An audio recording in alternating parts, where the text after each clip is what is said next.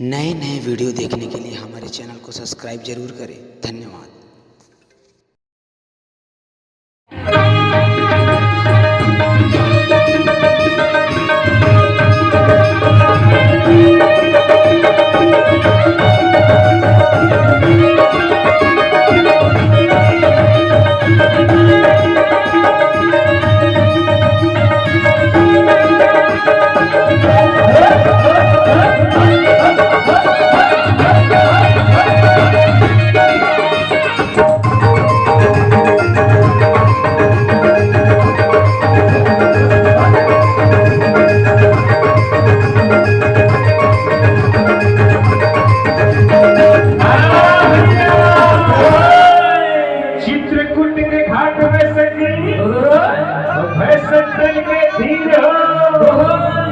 तुलसीदास चंदन घिसे तिलक दिए रघुवीर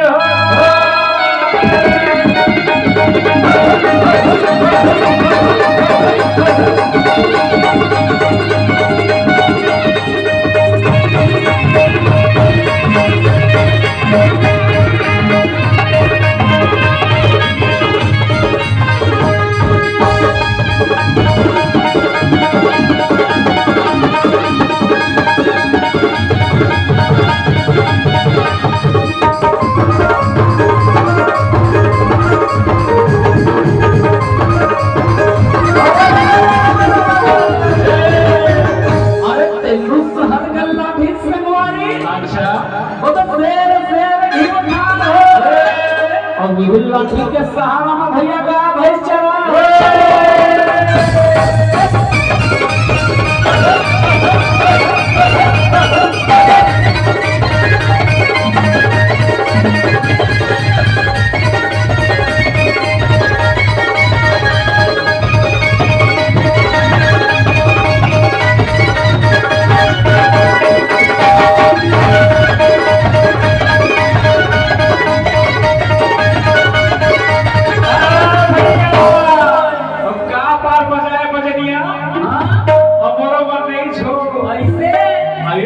छोड़ के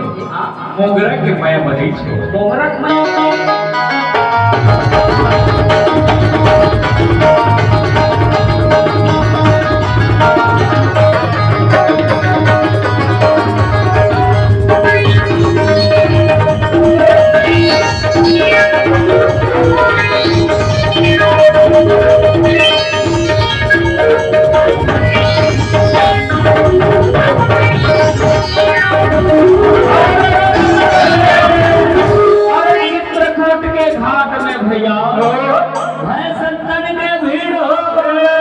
तुलसीदास चंदन घिसे तिलक ले रघुवीर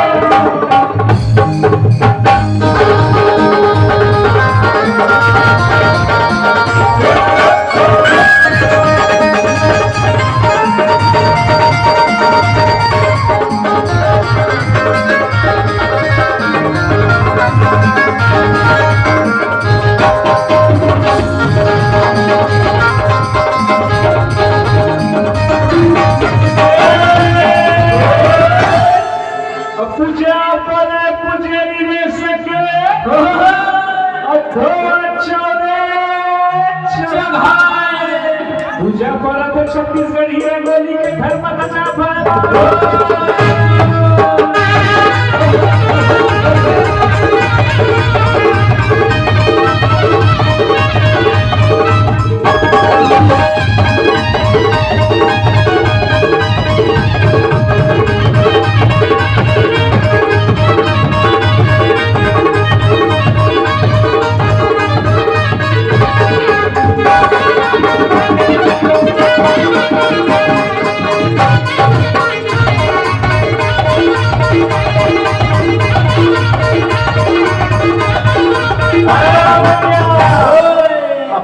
हो गया अभी पूरा गांव में पाचे है आज के कलेक्टर सुल्तान और ठाकुर जोहारे ला आए ने संगी अम्बाने सुपारी खोरा बैठो माली के रंग महल में